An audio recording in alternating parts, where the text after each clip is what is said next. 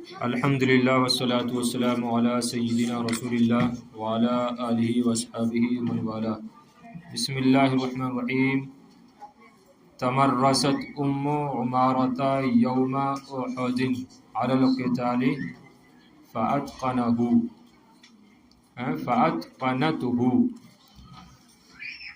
ام عمارہ رضی اللہ تعالیٰ عنہ نے جنگ احد کے دن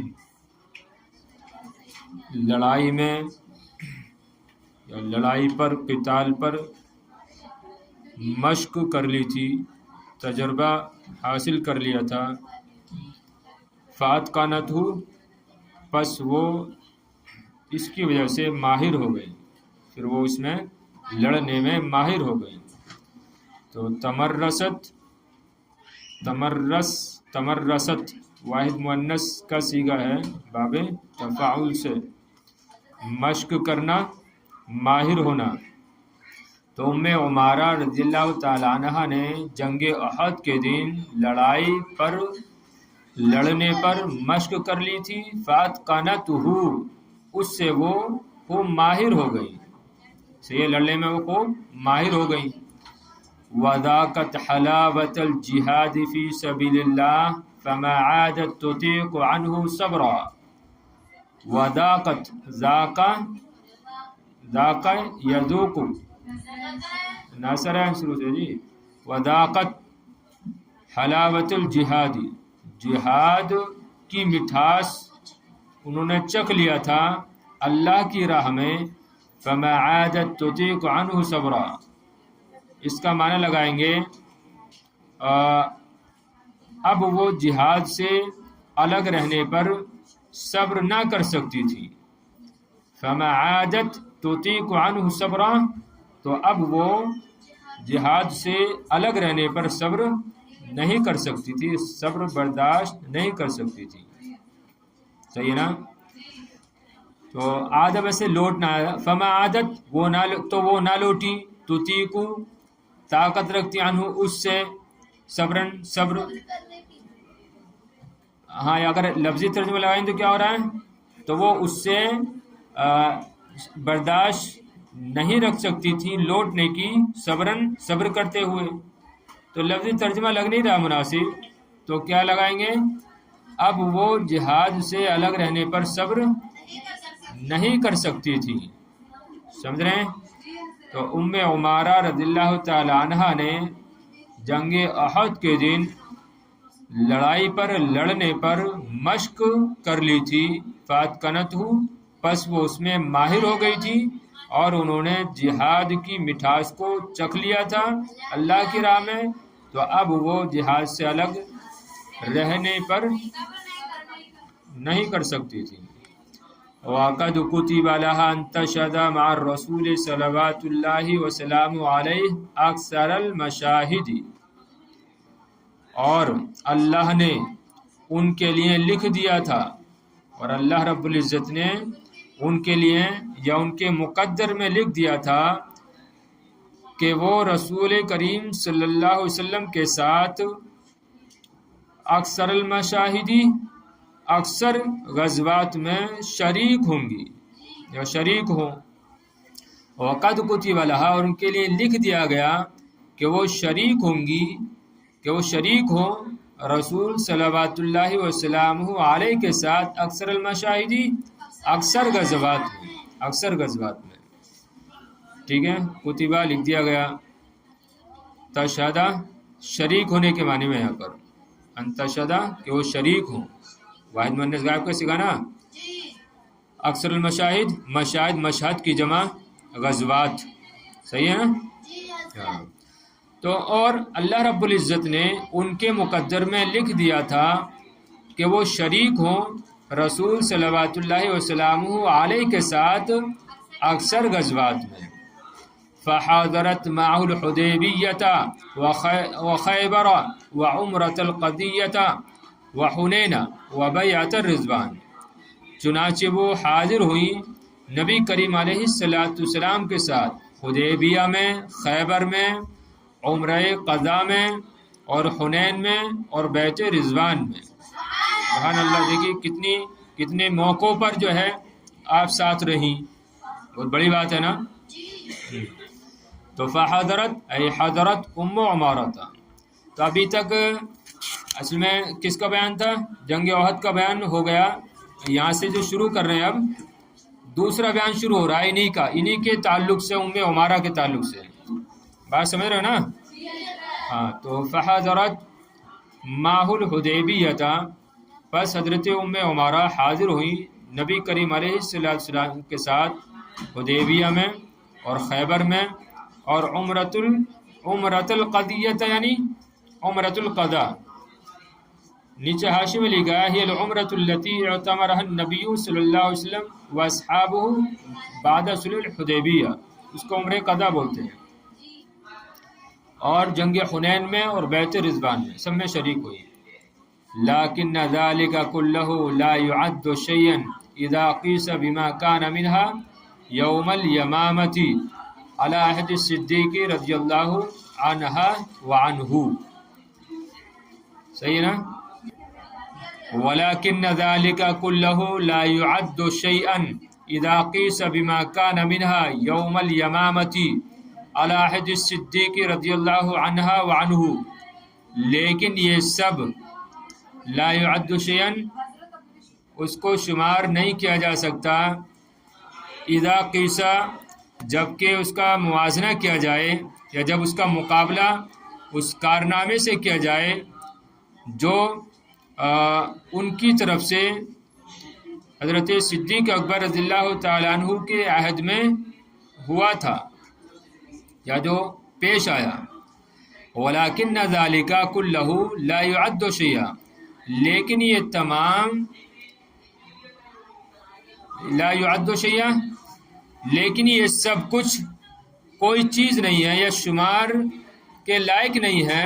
اذا قیسا بما کان منہا، جب اس کا مقابلہ اس کارنامے سے کیا جائے جو منہا جو ان کی طرف سے یعنی ام عمارہ کی طرف سے حضرت صدیق اکبر کے زمانے میں یمامہ کے دن پیش آیا یا ظاہر ہوا. سمجھے ترجمہ؟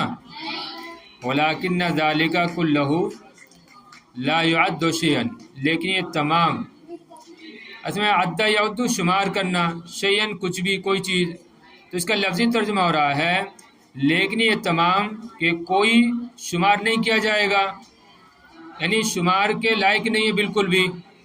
یہ تمام کا تمام، یہ تمام چیزیں شمار کے لائق نہیں. اذا قیس بما کان منہا، جبکہ حضرت ام عمارہ کی طرف سے ان کے اس کارنامے کا مقابلہ کیا جائے جو یمامہ کے دن پیش آیا، ظاہر ہوا حضرت صدیق اکبر کے زمانے میں. جب اس کا مقابلہ اس کارنامے سے کیا جائے جو ام عمارہ کی طرف سے جنگ یمامہ کے دن حضرت ابو بکر صدیق رضی اللہ تعالیٰ عنہ کے زمانے میں پیش آیا، ظاہر ہوا. بہرحال مقصد یہ ہے کہ جنگ یمامہ کا جو کارنامہ ہے یہ سب سے زیادہ اہم ہے، سب سے زیادہ اہمیت رکھتا ہے. حضرت ام عمارہ نے جو کارنامہ انجام دیا جنگ یمامہ میں تو یہ سب سے اہم ہے. سمجھنے بات؟ تو ایک بار اور دیکھ لو. لیکن یہ ساری چیزیں شمار کے لائق نہیں جبکہ اس کا مقابلہ اس کارنامے سے کیا جائے جو ام عمارہ رضی اللہ تعالی عنہ کی طرف سے جنگ یمامہ کے دن صدیق اکبر رضی اللہ تعالی عنہ کے زمانے میں پیش آیا، ظاہر ہوا. تبدأ قصۃ ام عمارہ ما یوم الیمامۃ منذ عہد الرسول صلوات اللہ وسلم علیہ. اب دیکھیں یہاں پہ اب شروع کر رہے ہیں. دیکھیے یمامہ کا تذکرہ یہاں سے شروع ہو رہا ہے. تبدأ قصۃ ام عمارہ ما یوم الیمامۃ، یوم یمامہ کے متعلق، یمامہ کی جنگ کے متعلق ام عمارہ کا قصہ شروع ہوتا ہے منذ عہد الرسول، رسول صلوات اللہ وسلامہ علیہ کے زمانے سے یہ شروع ہو جاتا ہے. یعنی جنگ یمامہ تو اگرچہ حضرت ابوبکر صدیق کے زمانے میں ہوئی، لیکن واقعہ کب سے شروع ہو گیا؟ آپ ہی کے زمانے سے۔ تو تبدأ قصۃ ام عمارہ تھا، ام عمارہ کا قصہ شروع ہوا یمامہ کے دن کے ساتھ، یعنی یمامہ کی موت کے جنگ یمامہ کے متعلق رسول صلوات اللہ وسلامہ کی زمانے سے ہی۔ کیسے؟ دیکھیے، فقط بعث الرسول الاعظم ابنہا حبیب ابن زید برسالت الی مسیلمۃ الکذاب، چنانچہ رسول اعظم صلوات اللہ وسلامہ علیہ نے ان کے بیٹے حبیب بن زید کو اپنے خط لے کر بھیجا، کہاں؟ مسیلمہ کذاب کے پاس، مسیلمہ کذاب کے پاس۔ ام عمارہ رضی اللہ تعالیٰ عنہ کا قصہ جنگ یمامہ کے متعلق شروع ہو جاتا ہے، شروع ہو گیا تھا منذ عہد الرسول، رسول صلوات اللہ وسلامہ علیہ کے ہی زمانے سے۔ کیسے؟ اس کی اب تفصیل کریں، دیکھیے۔ فقط بعث الرسول الاعظم ابنہا حبیب ابن زید برسالۃ الی مسیلمۃ الکذاب، چنانچہ رسول اکرم علیہ السلام نے ان کے بیٹے حبیب بن زید کو ایک خط لے کر بھیجا، کس کی طرف؟ مسیلمہ کذاب کی طرف۔ مسیلمہ کذاب کے بارے میں جانتی ہیں، یہ وہی بدبخت ناہنجار شخص ہے جس نے نبوت کا دعویٰ کیا تھا، جس نے نبوت کا دعویٰ کیا تھا۔ فغدر مسیلمۃ بحبیب، پس مسیلمہ کذاب نے حبیب، جو ان کے بیٹے تھے حضرت حبیب کے ساتھ دھوکہ کیا، وَقَتَلَهُ قَتْلَةً تَقْشَعِرُّ مِنْهُ الْجُلُودُ، اور ان کو ایسا قتل کیا، اور ان کو اس طور پر قتل کیا کہ تقشعر منہ الجلود، کہ جس سے کھالیں کانپ جاتی ہیں، جس سے رونگٹے کھڑے ہو جاتے ہیں۔ جلود یعنی اس کا معنی کھالیں نہیں کرتے، رونگٹے، کہ جس سے رونگٹے کھڑے ہو جاتے ہیں، سمجھ رہے ہو؟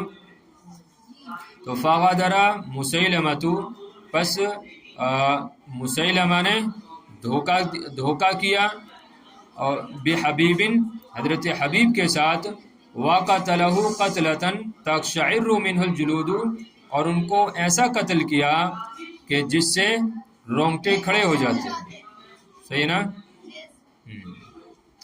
ذَلِكَ أَنَّ مُسَيْلَمَةَ قَيَّدَ حَبِيبًا ثُمَّ قَالَ لَهُ، اور اس طور پر کہ مسیلمہ کذاب نے حضرت حبیب کو قید کر دیا، ثم قال له، پھر ان سے کہا، اتشہد ان محمد رسول اللہ، کیا تم گواہی دو گے، یعنی کیا تم ابھی بھی گواہی دو گے کہ محمد اللہ کے رسول ہیں؟ فقال نعم، تو انہوں نے کہا ہاں۔ فقال مسیلمۃ اتشہد انی رسول اللہ، تو مسیلمہ نے کہا کیا تم گواہی دیتے ہو کہ میں اللہ کا رسول ہوں؟ سمجھ رہے نا؟ یعنی اپنے آپ کو اس نے کیا کہلوانا چاہا؟ کہ میں اللہ کا رسول ہوں، معاذ اللہ۔ تو فقال مسیلمہ، پس مسیلمہ نے کہا کہ کیا تم گواہی دیتے ہو کہ میں اللہ کا رسول ہوں؟ فقال لا اسمع ما تقول، جرأت دیکھیے، حضرت حبیب کی جرأت دیکھیے۔ فقالا، تو کہا، لا اسمع ما تقول، کیا ہے مسیلمہ، میں نہیں سن رہا ہوں جو تو کہہ رہا ہے، تیری بات کو میں نہیں سن رہا ہوں، تو کیا کہہ رہا ہے میں نہیں سن رہا۔ فقطع منہ عضوا، فقطع منہ عضوا، تو فقال مسیلمہ، پس مسیلمہ نے کہا کیا تم گواہی دیتے ہو کہ میں اللہ کا رسول ہوں؟ فقالا، تو حضرت حبیب نے کہا میں نہیں سن رہا جو تم کہہ رہے ہو۔ فقطع منہ عضوا، تو اس نالائق نے، مسیلمہ نے کیا کیا، ان کا ایک عضو کاٹ دیا۔ فقطع منہ عضوا، ان کا ایک عضو کاٹ دیا۔ ثم ما زال مسیلمۃ یعید علیہ السؤال نفسہ، پھر مسیلمہ ان پر وہی ایک سوال لوٹاتا رہا، وَيَرُدُّ عَلَيْهِ الْجَوَابَ نَفْسَهُ، اور حضرت حبیب اس پر وہی سیم وہی نفس جواب لوٹاتے رہے، یعنی وہ بھی وہی سوال کرتا رہا اور حضرت حبیب بھی وہی جواب دیتے رہے، لا یزید علیہ ولا ینقص، وہ اس پر نہ کچھ زیادہ کر رہے تھے اور نہ کچھ کمی کر رہے تھے، کون؟ حضرت حبیب، کہ وہی کہتے جا رہے تھے لا اسمع ما تقول، کہ میں نہیں سن رہا ہوں جو تو کہہ رہا ہے، تو لا یزید علیہ ولا ینقص، وہ نہ کچھ اس پر اضافہ کر رہے تھے اور نہ ہی کچھ اس سے کمی کر رہے تھے، وَكَانَ فِي كُلِّ مَرَّةٍ يَقْطَعُ مِنْهُ عُضْوًا، اللہ اکبر، دیکھیے، اور وہ ہر مرتبہ میں حضرت حبیب کا ایک عضو کاٹ دیتا تھا، اللہ اکبر، تبھی کہا تھا نا اوپر فَغَدَرَ مُسَيْلَمَةُ بِحَبِيبٍ، پس مسیلمہ نے خیانت کی حبیب کے ساتھ، وَقَتَلَهُ قَتْلَةً، اور ان کو ایسا قتل کیا، یعنی ایسی دردناک ان کو قتل کیا کہ جس سے رونگٹے کانپ جاتے ہیں، تو واقعی میں دیکھیے کیا کیا اس نے، وَكَانَ فِي كُلِّ مَرَّةٍ، اور اس نے ہر مرتبہ میں، اور وہ ہر مرتبہ میں یقطع من عضوا، ان کا ایک عضو کاٹ دیتا تھا، حتی فادت روحہ الطاہرہ، یہاں تک کہ ان کی پاکیزہ روح پرواز کر گئی، حتی فادت روحہ الطاہرۃ، یہاں تک ان کی پاکیزہ روح پرواز کر گئی، وَذَلِكَ بَعْدَ أَنْ ذَاقَ مِنَ الْعَذَابِ مَا تَزَلْزَلُ مِنْهُ السُّمُّ السِّلَابُ، وَذَلِكَ بَعْدَ أَنْ، اور وہ کیا، یعنی روح کا پرواز کرنا اس کے بعد تھا، أَنْ ذَاقَ مِنَ الْعَذَابِ، کہ انہوں نے ایسا عذاب چکھا، انہوں نے ایسا عذاب برداشت کیا کہ جس سے بے حس سخت پتھر بھی جو ہے لرز کر رہ جائیں، ما تزلزل منہ السم السلاب، کہ جس سے بے حس انتہائی سخت پتھر بھی لرز کر رہ جائیں، سمجھ رہے ہیں؟ ارے حضرت حبیب کو اس نے قتل کیا نا،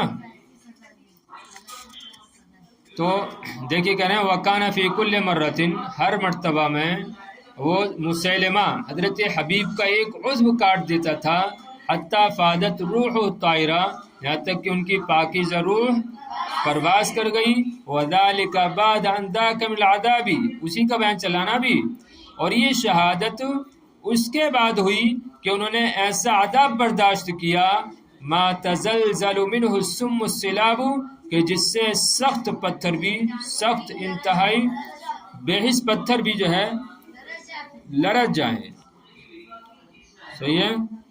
ہاں، تو ظاہر بات ہے اس قدر جو ہے سخت یعنی عضو کاٹا، ایک ایک کر کے عضو کاٹا، بتاؤ کس قدر تکلیف ہوتی ہوگی۔ پھر ذاق یذوق کو آ چکا ہے عذاب، تکلیف، عذاب دینا، تزلزلو یہ ربائی ہے فعللہ سے، سم بے حس گنگا، السلاب سلبن کی جمع ہے، سخت مضبوط، صحیح ہے نا؟